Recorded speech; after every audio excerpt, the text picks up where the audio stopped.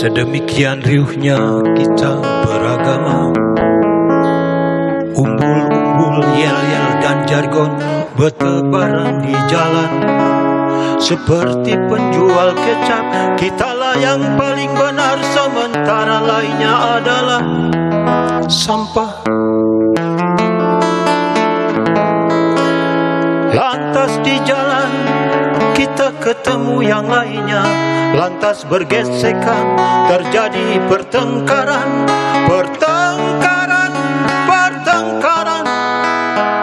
Sementara itu nama Tuhan disebut dalam amarah.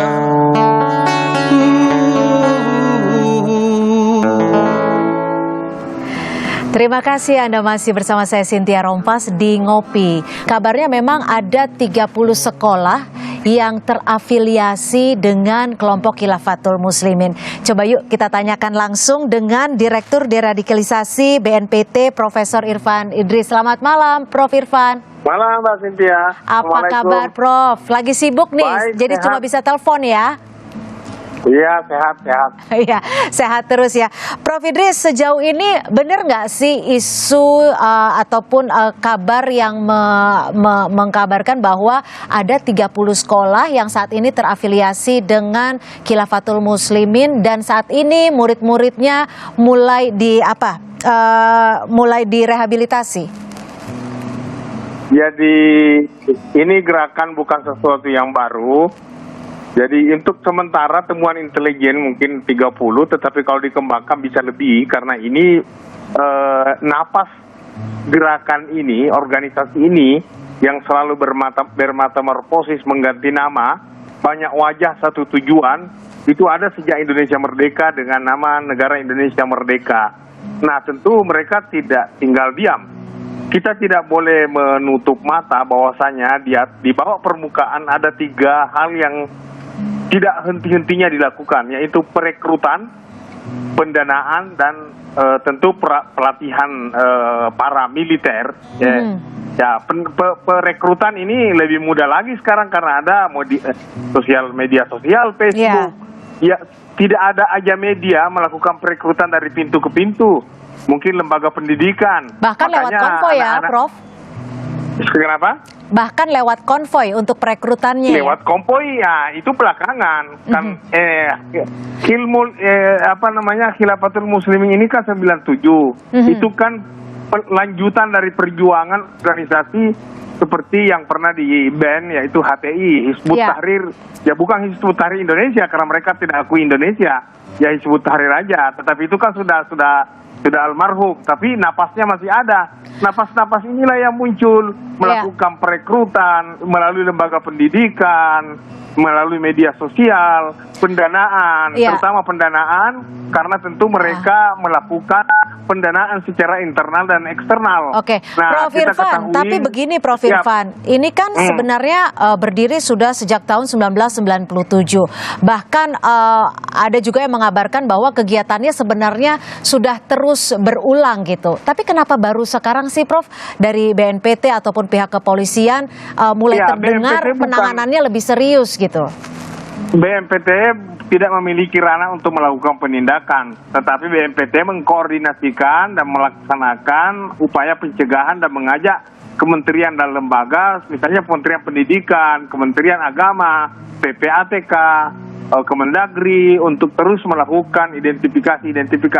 Ini tidak bisa kita langsung katakan ini harus ditindak secara hukum karena mereka sangat-sangat halus menggunakan bahasa agama. Cuma lihat kita konvoinya menggunakan lamban-lamban dan simbol-simbol yang sangat dihargai di dalam masyarakat Islam jika melakukan ibadah. Kan tidak bisa langsung seperti itu. Jadi pergerakan mereka dipantau terus oleh komunitas intelijen untuk melengkapi data karena kita tidak bisa melakukan tindakan kalau hanya ideologinya saja. Ya, ideologinya begini. Nah, yang dilakukan tindakan kalau sudah ada bukti kekerasan umpamanya Nah, inilah perlunya kita memiliki undang-undang perlindungan terhadap ideologi negara, ideologi Pancasila. Artinya ideologi-ideologi seperti khilafah, transnasional lainnya itu kalau sudah ada undang-undangnya ya sudah jelas sudah harus ditindak sejak dini. Ya. Tetapi adanya isu-isu seperti itu, informasi dari masyarakat, negara dengan cepat bergerak. Terutama Kepala BNPT mengingatkan sejak ada konvoi pada bulan Juni pada beberapa hari yang lalu di Brebes di Jakarta Timur langsung bergerak untuk kita menginformasikan ke seluruh polda-polda ya, salah satunya juga dengan pencopotan atribut-atribut Khilafatul Muslimin di sejumlah daerah ya. Ya, Prof Irfan, tapi kan ini juga ada yang menyebutkan bahwa kelompok ini juga melakukan pertukaran uang dan jasa dan juga ada sistem pendidikan soal ideologi khilafah. Betul seperti itu ya? Ya, memang itu tujuannya, tetapi caranya sangat halus agar masyarakat bersimpati. Kan memang mereka mengatakan tidak ada aksi untuk mengganti ideologi, tidak ada aksi melakukan teror, karena memang belum pada tahapannya. Tahapannya itu sangat halus, mencari simpatisan dulu. Ya, bahkan sudah punya KTP. Ya, nah kan ini kan sudah membuat negara di dalam negara. Iya. Jadi bahkan ada menteri pendidikannya sendiri gitu ya, Prof? Ya, menteri pendidikannya ditangkap. Ya, ini dulu kan itu kan ada sampai bupatinya, gubernurnya, susunan kabinetnya. Ini kan ingin memberikan negara di dalam negara. Jadi tidak ada, sudah selesai kita punya ideologi Pancasila. Khilafah itu bukan tempatnya. Dia hanya ada pada zamannya dan pada eranya di belahan bumi negara lain, bukan di Indonesia. Jadi artinya saat ini sebenarnya apa yang dilakukan oleh kelompok Khilafatul Muslimin ini baru tahap awal, seperti itu, Profesor?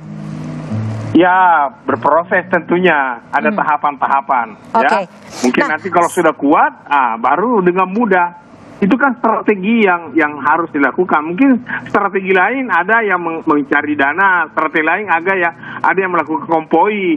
Jadi teman-teman generasi muda yang punya keterampilan untuk melakukan aksi-aksi konvoi yang demonstrasi damai, demo damai, bisa saja dia galang. Karena ini sudah mengajak turun jalan. Iya, iya.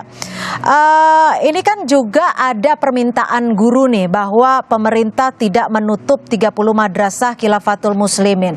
Untuk menanggapi hal ini seperti apa, Prof? Kalau madrasah itu ditangani oleh Kementerian Agama, ada satu direktoratnya. Tentunya ada proses, ada SOP di dalam melakukan pembukaan atau penutupan sebuah lembaga pendidikan. Tetapi yang pasti kalau lembaga pendidikan itu tidak sesuai dengan SOP atau tidak ada pembahasan tentang ideologi Pancasila dan 4 konsensus berbangsa lainnya, tentu mereka tidak mau mendaftar. Karena kenapa? Pasti tidak dikasih oleh Kementerian Agama. Apalagi kalau mengatakan madrasah. Madrasah itu kan semua masyarakat Indonesia sangat bersimpati menitipkan anaknya ke sebuah madrasah. Tapi masalahnya kemudian kalau madrasah tetapi di situ tidak ada kurikulum Pancasila, tidak ada upacara bendera, seolah-olah mereka tidak di Indonesia, tetapi tidak berterima kasih kepada negara Indonesia yang sudah mereka tempati, tetapi mereka berilusi terus untuk keluar dari negara Indonesia. Prof Irfan, singkat saja, nantinya nih jika memang rehabilitasi terhadap para siswa dari 30 sekolah yang diduga terafiliasi, singkat saja rehabilitasinya bentuknya seperti apa?